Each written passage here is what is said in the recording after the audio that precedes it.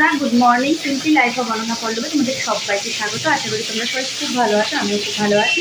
এখন বাজে হচ্ছে, আজকে হচ্ছে রবিবার 28শে জুলাই, আর এখন বাজে হচ্ছে সকাল কটা হলো, 10টা বাজে। পুকু 11টায় পড়তে যাবে, যেহেতু ওর সামনে পরীক্ষা, তো ওর টিচার ওকে 11টা দিয়ে পড়াবে। আর পুকুর বাবার অ্যাজ ইউজুয়াল ডবল ডিউটি করেছে। তো আমি সকাল সকাল কালকে আমি মাছ এনে দিয়েছিলাম, রুই মাছের ঝোল করছি, আর দেখি কী করা যায়। ভাতটা একটু পরে করবো গরম গরম। আর আজকের ব্লগটা বানানোর কারণ হচ্ছে একটু স্পেশাল। পুরো ব্লগটা দেখো, তোমরা বুঝতে পারবে। কারোর জন্য মানে অনেকের জন্য অনেক কিছু করতে ইচ্ছে করে, অনেকেরই করে, কিন্তু সবসময় তো সামর্থ্য বা সব কিছু হয়ে ওঠে না যে করতে পারবো। আর আমি কোনো জবও করি না যে আমি অনেকের জন্য অনেক কিছু করতে পারবো। তো যাই হোক, নিজের থেকে যেটুকুখানি করা যায় চেষ্টা করবো আজকে ওইটুখানি করে দেখানো। তো দেখতে থাকো পুরো ব্লগটা, তোমরা পুরোটা দেখলেই বুঝতে পারবে আমি কী বলতে চাই। এখানে টিফিনের ম্যাগি বসিয়ে দিয়েছি মায়ের জন্য, আর এই যে মাছের ঝোল করে ফেলছি, মাছ রেডি, মাছ ভাজা। আর ওদিকে পুকুরের খাবার দিয়েছি, বিস্কুট দিয়ে দিয়েছি। তো পুকু ভাজছে, পড়তে যাবে বললো, দেখি। তো পুকু এখন পড়তে যাচ্ছে, প্রায় 11:30 বাজে। যেহেতু 11টা দিয়ে বৃষ্টি হচ্ছিলো, তাই পুকুকে আমি 11:30টায় পাঠালাম। পুকু আর পুকুর বন্ধু যাচ্ছে টিউশন। পুকুকে একটু ভাত খাইয়ে দিলাম, ভাত খেয়ে যাচ্ছে পড়তে ওরা দুজন। আর বৃষ্টি কিন্তু গুড়ি গুড়ি গুড়ি গুড়ি হয়েই যাচ্ছে, যেরকম হয় এই সময়। ছাতাও লাগে না, কিছুই লাগে না। এই যে বৃষ্টি যেইটুখানি হচ্ছে, এতক্ষণ খুব জোরে বৃষ্টি হচ্ছিল। তো পুকুকে আমার টিউশনই দেওয়া হয়ে গেছে, এবার আমি যাচ্ছি আমার উদ্দেশ্যের জন্য। যেই কারণে যাচ্ছি, এই জিনিসটা কিন্তু আমি গত 2 বছরেও করেছি, কিন্তু আমার তখনও ব্লগ চ্যানেলটাই ছিল, কিন্তু আমি তখন কিন্তু এগুলো শো করিনি। তো যাই হোক, ভাবলাম ডেলি ব্লগ চ্যানেল, ডেলি যেগুলো করবো সেইগুলো তো দেখানোই যায়, তাই না?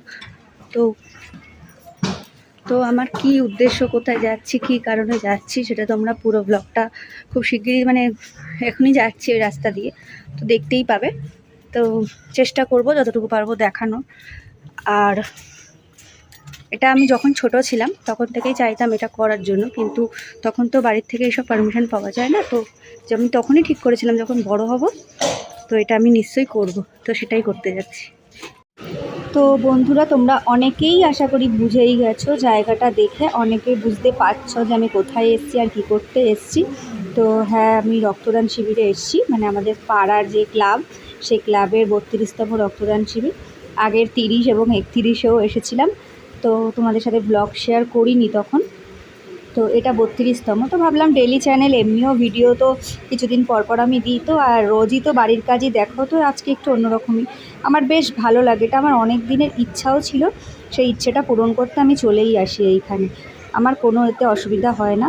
তো আমিও সবার মতন লাইনে দাঁড়িয়েই পড়েছি, আর দেখতে থাকো, আমার লাইন এখানে চলে এসছে। তো আমিও শুয়ে পড়েছি। আর সত্যি কথা বলতে কি, যে আমার রক্ত নিচ্ছিল জানো তো, সে আমার বাপের বাড়ির ওখান থেকে, মানে সোদপুর থেকে এসছে। তার সাথে বেশ অনেকক্ষণ গল্প করছিলাম। সে আমাকে বলছিল আমার ভেনটা খুব সরু। তো হ্যাঁ বন্ধুরা, আমি ব্লাড ডোনেশন করতে গেছিলাম। আমি জানি এটা হয়তো অনেকের কাছেই খুব নর্মালি ব্যাপার, আমার কাছেও নর্মালি। যেইটুকু দিতে পারি নিজের শরীর থেকে, ওটা হচ্ছে রক্তটুকু।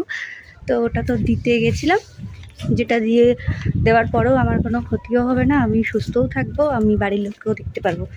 তো যাই হোক, এটার একটা পিছনে অনেকটা কারণ আছে। সেটার কারণটা হচ্ছে, যখন আমরা অনেক ছোট, অনেকটাই ছোট, তখন আমার ছোটো ভাই একবার খুব অসুস্থ হয়েছিল। তো অসুস্থ হওয়ার কারণে ওর ব্লাডের প্রয়োজন ছিল। তো তখন যেহেতু বাবা মা দুজনেই হসপিটালে ছিল, তো আমরা খুব ক্লাবে দৌড়াদৌড়ি করছিলাম। তখন আমরা ছোটোই, এত বুঝিও না। তো আমাকে তখন কিছুদিন আগেই না, আমাদের ক্লাবের যে ব্লাড ডোনেশন ক্যাম্পটা, সেটা শেষ হয়ে গেছিলো। তো রক্ত ডোনার তো পাওয়া যাচ্ছিল না সেরকম, বললো কিছুদিন আগে হয়ে গেছে। কিন্তু আমাকে এরকমও শুনতে হয়েছে, ডিরেক্ট কেউ বলেনি, বলবো না, এরকমও শুনতে হয়েছে, তোদের বাড়ি থেকে কেউ রক্ত দেয় না, তো তাই জন্য হয়তো পাওয়া যাচ্ছে না। তো পরে আমি পেয়েছিলাম, আমাদের বাবা লোক পেয়েছিল, দুজনকে। তো ওই কথাটা না শুনতে খুব, তখন ওই কথাটা আমার মাথার মধ্যেই ঢুকে গেছিলো, যে যেদিন এমন দিন আসবে যেদিন আমি দিতে পারবো আমার ওয়েট শরীরের জন্য, যেটা ওয়েট তখন তো ছোটোবেলায় তো দিতে পারতাম না, তো যেদিন আমি দিতে পারবো তখন থেকে আমি প্রত্যেকবারই দেবো। তো এটা নিয়ে আমার প্রায় 3 বছর হয়ে গেল। আমি আগে কখনো তোমাদের জানাইনি, এটা বড় করে জানানোরও কিছু নেই, যেহেতু আমার ডেলি ব্লগের চ্যানেল। তো এইটুকুও ভাবলাম শেয়ার করাই যায় তোমাদের সাথে। তোমাদের যদি কারো খারাপ লাগে, কিছু মনে করো না, তার জন্য আমি সরি। তো ভাবলাম এইটুকু তোমাদের আমার কথাটা জানানোরও ছিল, যে কেন আমার মানে দেওয়ার পিছনের কারণটা। আর এখন আমি অনেকটা স্বাধীন, তাই হয়তো দিতে পারি। অবশ্যই আমি বাড়ির লোকের পরামর্শ নিয়েই রক্তটা দান করলাম, তাতে কোনো অসুবিধা নেই। তো সারাদিন দেখতে থাকো আর কি করি। আমার স্নান হয়ে গেছে আর এই যে পুকু চলে এসছে। আর হ্যাঁ, ওখান থেকে না আমাকে কটা গিফট দিয়েছিল, একটা চাবির রিং, চাবির রিংটা কোথায় গেল দেখছি, আর আর যেটা একটা বড় গিফট দিয়েছে এটা আমি খুলিনি, কারণ হচ্ছে আর এই যে হচ্ছে আমাদের ক্লাবের নাম, তারও তোমাদের ভালো করে দেখাচ্ছি। আর গিফটটা খুলিনি তার কারণ হচ্ছে পুকু পড়তে গেছিলো তো ভেবেছিলাম পুকুই খুলুক, তার মধ্যে গিফট র্যাপ করা আছে, তাই হোক। আর আমাদের খাবারও দিয়েছিল, ওখান থেকে টিফিন দিয়েছিল, কলা, ডিম সেদ্ধ, সন্দেশ, জুস টুস দিয়েছিল। আর দুপুরবেলায় ওখানে নিমন্ত্রণ করে খাওয়াই, কিন্তু আমার খুব লজ্জা করে, তো তাই আমি যাই না। তো যাই হোক, দুপুরে আর যাবো না। আর পুকু গিফটটা খুলুক, দেখি কি আছে এর মধ্যে। গিফটটা নিতে বেশ ভালো লাগে, কিন্তু খেতে যেতে লজ্জা লাগে। আমার ভিডিওটা ওপেন করাই হলো না, কারণ ভিডিওটা অনই করতে ভুলে গেছিলাম। যাই হোক, এটা দিয়েছে পুকুর গিফট ব্যাগটা কোথায় চলে গেছে বেচারা, আমি করছিলাম ভিডিওটা হলো না রে। তো এটা দিয়েছে, দেখি এটা খোল।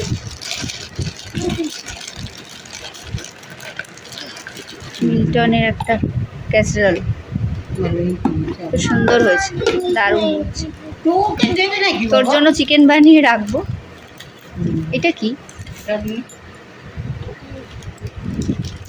যাই হোক, সুন্দর হয়েছে। তো এটা হচ্ছে আমাদের ক্লাব, এই ক্লাবের রক্তদান শিবির 32তম। আর তোমাদের কি বলবো, আমি কি সুন্দর ফোনটা অন করলাম, কিন্তু মানে ভিডিওটা অন করতেই ভুলে গেছি, তাই গিফট প্যাকটা ওপেনটা দেখাতে পারলাম না। তো খুব সুন্দরও হয়েছে, আমার খুব পছন্দ হয়েছে। খাবার রাখা যাবে। আর আমি তো রান্নাঘরের জিনিস পেলে এত আনন্দ পেয়ে যাই, সে তো আর বলার কিছু নেই, তোমরা তো জানোই। যাই হোক, ভালো হয়েছে। হ্যালো বন্ধুরা, গুড ইভিনিং। এখন বাজে সন্ধ্যে 7টা। আর সত্যি কথা বলতে কি, ওখান থেকে আসার পর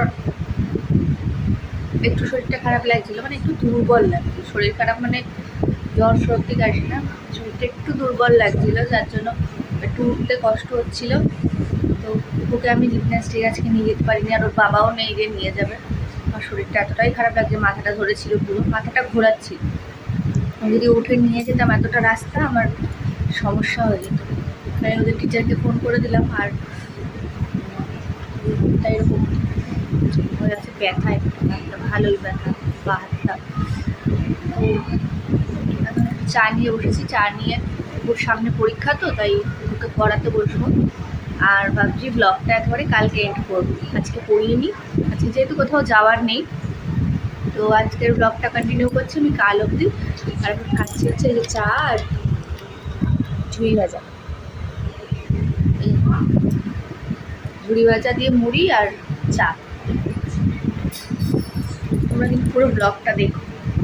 তোমরা তো দেখতেই পেলে, কালকে তো আমি আসতে পারিনি একদমই, মানে শরীরটা এতটা ছেড়ে দিয়েছে, এত দুর্বল লাগছিল।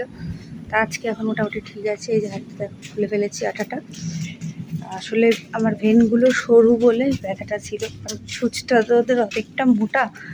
আর এখন বাজে হচ্ছে সকাল, ওই কালকের পরের জন্য পরের দিন সকালে, যেটা তোমাদের বললাম যে সকালবেলায় চলে আসবো। এখন বাজে সকাল 6:30। এই যে আমার সোনা পড়তে যাচ্ছে। পুকু হাই করো তো, গুড মর্নিং বলো। তো পড়তে যাচ্ছে, আমি ওকে দিয়ে আসতে যাচ্ছি। ওই জন্য আজকে দিনের ভ্লগটা তোমাদের সাথে শেয়ার করছি, কারণ যেহেতু আমি কালকে করতে পারিনি। টাটা, দেখতে থাকো। তো পুকু চলে এসছে, পড়ে এসে এমনকি ওর সব হোমওয়ার্ক করে নিয়েছে, গুড বয় হয়ে গেছে, সোনা পাপা হয়ে গেছে। তা আমাকে বললো একটুখানি চা খাবো মা। তা বললাম ঠিক আছে, একটু চা খেয়ে নাও। চা ঝুড়ি ভাজা নিয়ে বসেছি আমরা, এখন দেখিয়ে দিচ্ছি তোমাকে। আর সব লেখা এসে কিন্তু ফাটাফাটাও লিখে নিয়েছে, জানো তো, গুড বয় হয়ে গেছে, কারণ ওর সামনে পরীক্ষা। তো দেখে নাও, এইগুলো, এটা আমি খাবো, খাবে ঝুড়ি ভাজা। আর এই যে হাফ কাপ করে দুজনে চা নিয়েছি। চাটা খেয়ে আমি চলে গেছিলাম বাজারের দিকে, মানে বাজারে আমি যাইনি, বাড়ির সামনে টুকটাক দোকানের কাছে যেই সবজিগুলো পাওয়া যায় সেখান থেকেই আমি একটু সবজি টবজি নিয়ে এসেছি, কারণ বাজার যেতে আর ইচ্ছা করছিল না। তার মধ্যে পুকুর বাবার ডবল ডিউটি, তো ভাবলাম এখান দিয়েই কিছু সবজি নিয়ে গিয়ে বাড়িতে রান্না করে ফেলবো। তো আমি বাজার থেকে চলে এসেছি, বাজারে তো যাইনি, তোমাদের তো বললামই, কারণ আমি বাড়ির সামনে যা যা দোকানে টুকটাক পেয়েছি ওই নিয়ে চলে এসেছি। মানে কি বলবো, তোমরা এই দিকটা দেখে বুঝতেই পারছো আমার এই পাশটায় দাঁতের এই জায়গাটা মাড়িটা ফুলে গেছে, ব্যথা, খুব ব্যথা। আমার একটু ওয়েদার চেঞ্জ হলে, একটু ঠান্ডা জল খেলে এই জিনিসটা হয়, মানে রীতিমতন এখন অভ্যেস হয়ে গেছে। এখানটা ফুলে গেছে, সেদিন একটু ওষুধ নিয়ে আসলাম, তো একবার করে খেলাম আর কি, বলেছিল এখন একবার খেয়ে নিতে আর একবার রাত্রি খেতে, তো একটা করে ওষুধ খেলাম, দেখি যদি কমে একটু ভালো। তো দেখি কি রান্না করা যায়, আম দিয়ে একটু ডাল করব, টক ডাল, কাঁচা আম আছে, আর একটু দেখি কি সবজি করা যায়। তো দেখতে থাকো ব্লগটা। তো বন্ধুরা এখন বাজে প্রায় 12:30, বাইরে দেখো বৃষ্টি পড়ছে। হঠাৎ করে এই প্রচুর গরম লাগছে, আমারই লাগছে না, দেখছো এরকম ঘাম, এগুলো সব গা দিয়ে হুড়মুড়িয়ে জল পড়ছে, তো প্রচণ্ড গরম লাগছে। রান্নাঘরে যেন মনে হয় দম আটকে আসছে, কতক্ষণে রান্নাঘর থেকে বেরোবো। আর সত্যি কথা বলতে কি জানো তো, যেদিনকে বরের ডবল ডিউটি থাকে না, মানে বর যেদিন বাড়িতে খায় না, আমার সেদিন রান্না করতেও ইচ্ছা করে না। কিন্তু কি, ওই মা খাবে, পুকু খাবে, করতে তো হবেই। নিজের একার হলে সেদ্ধ ভাত করে নিতাম, আর মার তো সুগার, মা তো সেদ্ধ ভাত খাবে না, মানে আলু সেদ্ধ, ভালো সেদ্ধ এসব খাবে না, পুকুকে চালিয়ে দিতাম। তো যাই হোক, এখন এই যে এটার মধ্যে না সব সবজি মিশিয়ে, ওল, কাঁকরোল, আলু ঠালু দিয়ে সব সবজি মিশিয়ে, আর একটু চিংড়ি মাছ দিয়ে, এটা চিংড়ি মাছ যাতে পরে জানোই তো স্বাদ হয়ে যায়, সব মিশের একটা সবজি। কারণ আমার একটু ইচ্ছা হচ্ছে না, প্রচুর গরম লাগছে, বাইরে বৃষ্টি হলে কী হবে, প্রচুর গরম। আর ওদিকে বসিয়েছি দুধ, আর এদিকে হয়েছে আম দিয়ে টকের ডাল, আর ভাতটা বসাবো গরম গরম, ব্যাস আমার রান্না শেষ। দুধটা নামালেই ভাতটা বসিয়ে দেবো। তো আবার পরে আসছি তোমাদের কাছে, আমি একটু ঘরে গিয়ে ফ্যানের তলায় রেস্ট নেবো, তারপর ভাতটা বসিয়ে যাবো আর কি রেস্ট নিতে। তো আমি ঘরে চলে এসেছি, ঘরদোর গোছানো একদম কমপ্লিট হয়ে গেছে, মোটামুটি কাজ সবই হয়ে গেছে, ভাতটা বসিয়ে চলে এসেছি। আর প্রচুর গরম লাগছে, এই গরম যদি একটু ঘরে না আসতাম, মোটামুটি রান্নাঘরেই মনে হয় মাথা ঘুরে পড়ে যেতাম। তো যাই হোক, এটা বল, আর আমি জানি রক্তদান করাটা এমন কোনো বড় ব্যাপার নয়, যাদের আছে, যাদের দেওয়ার ক্ষমতা আছে, যারা সহ্য করতে পারে, এমন কিছুই লাগে না। তো যাই হোক, যে এইটুকু সহ্য অনেকেই সবাই করতে পারে, অনেকে ভয় পায় ইঞ্জেকশনের ভয়, কিছু ভয়, কিন্তু ওই ফোটানোর সময় জাস্ট একটু চিমটি কাটার মতো লাগে, তারপর কিন্তু আর কোনো যন্ত্রণা হয় না। আর এরম না যে তোমার রক্ত অনেক কমে যাচ্ছে, তুমি পড়ে ঠরে যাবে মাথা ঘুরে। তো যাই হোক, করাটা ভালো, একজনের রক্তে যদি কারোর একজনের প্রাণ ফেরে, তো আমি মনে করি এইটুকু তো করাই যায়। আমাকে তো আর কিডনি খুলে দিয়ে দিতে হচ্ছে না, যে একটা কিডনি খুলে দিচ্ছি, সেটা প্রয়োজনীয় দেখা যাবে, কিন্তু যেইটুকু করা যায়। আমি অনেক অনেক কিছু করতে চাই, আমি জানি অনেকের খুব হাসি পাবে শুনলে, আমার হয়তো ইনকামটা অনেক কম, কিন্তু কী বলবো, তাদের আমার কোনো খারাপ লাগার কিচ্ছু নেই, কারণ আমি কারোর এক পয়সাও নিয়ে খাই না, আমার হাজব্যান্ড যেটা রোজগার করে আমি সেইটুকুতেই খাই। তো যাই হোক, অনেকের অনেক মন্তব্য থাকে, যে হয়তো অটো চালায়, আমাদের কারখানায় কাজ করে, যাই হোক ইনকামটা কম, অন্যান্য সংসারে মানে মধ্যবিত্ত সংসার আন্দাজে কম, কিন্তু ওটা দিয়ে আমরা অনেক খুশি, আমরা অনেক হ্যাপি, অনেক অনেক আনন্দে থাকি আমরা সবাই মিলে। তো যাই হোক, খাওয়া দাওয়াও আমাদের অনেক ভালো মন্দই করা, এরকম না যে আমরা না খেতে পেয়ে রয়েছি, পুরো গোটা লকডাউন গেছে, কাজ ছিল না, কিন্তু আমরা কিন্তু ঠিক ম্যানেজ করে নিচ্ছি। তো যাই হোক, এবার যেটা বলার, যে করতে অনেক কিছু ইচ্ছা করে, যদি ভগবান কোনো দিনও সেভাবে কিছু আমাদের দেয়, সেভাবে কোনো দিন মুখ তুলে চায়, কোনোভাবে যদি কিছু পাওয়া যায়, টাকা পয়সা আর্নিংয়ের দিক থেকে, বা রোজগার করতে পারি কোথাও একটা গিয়ে, তো আমার যে কত কী করার ইচ্ছা। কী বলো তো, তুমি 10টা নিজের লোক, 10টা বন্ধুবান্ধব খাইয়ে আনন্দ করে, যে তোমার হাতের রান্না বলো যাই করো, যেভাবে খাইয়ে যেই আনন্দটা পাবে না, তুমি যদি 10টা ক্ষুধার্তকে, 10টা প্রয়োজনীয় যাদের, তাদের খাওয়ানোর যেই তৃপ্তি, আনন্দ, সেটা আগে কিচ্ছু না। আমি এরকমই কিছু করতে চাই। আমার অনেক অনেক বছরের একটা ইচ্ছা ছিল, যেটা যে পুজোর সময় ওই যারা জামা কাপড় পায় না তাদেরকে জামা কাপড় দেওয়া, কিন্তু সামর্থ্য তো হয়ে ওঠে না, অত তো রোজগার নেই, অনেক অনেক মানুষকেই দিতে হয়, দিতে গেলে একটা জায়গায়। তো আমরা নিজেরাই প্রত্যেক বছর নিজেদের জন্য সেরকম একটা কিছু কেনা হয় না। তো যাই হোক, যদি কোনো দিন এমন হয়, আমি আমার হাজব্যান্ড, ও আমাকে বলেছে যে আমি চেষ্টা করবো অনন্যা, যে তুমি আর আমি এইভাবে করার, একদিন ঠিক না ঠিক করব। যাই হোক, তোমাদের সাথেও শেয়ার করব। আর ওইটার যে আনন্দ, সেইটার তৃপ্তি, সেটার আনন্দ আর কোথাও নেই, বিশ্বাস করো। মানে ওটার আনন্দ অনেকটা বেশি, অনেকটা। চেষ্টা করবো, আশা রাখি ঠাকুরের কাছে, তোমরাও একটু আমার জন্য প্রে করো, যেন আমি এই কাজগুলো করতে পারি। আমার এই কাজগুলো করার খুব ইচ্ছা। আমি জানি না আমাকে কে কতটুকু চেনে, কে কতটুকু ভালোবাসে, কিন্তু যারা আমায় ভালোবাসে তারা হয়তো ব্যাপারগুলো বুঝবে। আমার এইগুলো করার ভেতর থেকে প্রচণ্ড ইচ্ছা, আমার বড়ও জানে। তো যাই হোক, হয়তো আমি ইনকাম করি না যার জন্য আমি বলছি তোমাদের, কিন্তু কিছু করে উঠতে পারি না। কিন্তু যদি কোনো দিন আমাদের দিন ফেরে, কোনো দিন যদি আমার বরের ইনকাম বাড়ে বা কিছু একটা আমিও আর্ন করতে পারি কোনো দিনও, এখন তো সংসার সবে শুরু, টুকুও ছোটো, তো যদি করতে পারি তো অবশ্যই আমি ওই কাজগুলো অবশ্যই করব। নিজেদের শখ পূরণ সবাই তো সব কিছু করে, সেগুলো তো আছেই, সেগুলো তো করবোই। যে আর কিন্তু আর যেই বাকি আমার ইচ্ছেগুলো কারোর মানে প্রয়োজনীয় যাদের, তাদের জন্য কিছু যদি করতে পারি আমার ভীষণ ভালো লাগবে। তো এটাই তোমাদের বলার ছিল। আবার তোমাদের সাথে পরে আসছি, টাটা। এরপর যেমন রোজ জিমন্যাস্টিক ক্লাসে যাই, পুকুকে নিয়ে জিমন্যাস্টিক ক্লাসে গেছিলাম, তাই একই গঙ্গার ধার একই চায়ের দোকান, আর তোমাদের দেখালাম না। তো ওইটুখানি আসার সময় একটু ফুচকা খেয়েছিলাম, আর চিংড়ি মাছগুলো বেশ ভালো ছিল, দেখতে দেখতে চলে এলাম। ভিডিওটা তো অনেকটাই বড় হয়ে গেলো দেখতেই পেলে, আর মানে একই গঙ্গার পাড় আর বারবার কি দেখাবো। আজকেও গঙ্গার পাড়েই বসেছিলাম, অনেকটা সময় কোমর ধরে গেছে। যাই হোক, পুকু এখন টিউশনে চলে এসেছে, আর আজকে জানো তো পুকুকে নিয়েছে ওই ছোটোবেলায় আমাদের ফেভারিট কার্টুন এই পোকেমন কার্ড, এগুলো কিন্তু আমরাও কালেক্ট করতাম। যাই হোক, কুকুর জন্য এটা নিলাম। আর আজকের ভিডিওটা আমি এখানেই শেষ করলাম। তোমরা সবাই খুব ভালো থেকো, সুস্থ থেকো। ভিডিওটা যদি ভালো লাগে লাইক, শেয়ার আর সাবস্ক্রাইব করে দিও। অবশ্যই যারা নতুন দেখছো তারা সাবস্ক্রাইব করো, আর যাদের করা আছে তার দরকার নেই, ভালোবাসা দিও, পাশে থেকো। আজকের মতো টাটা।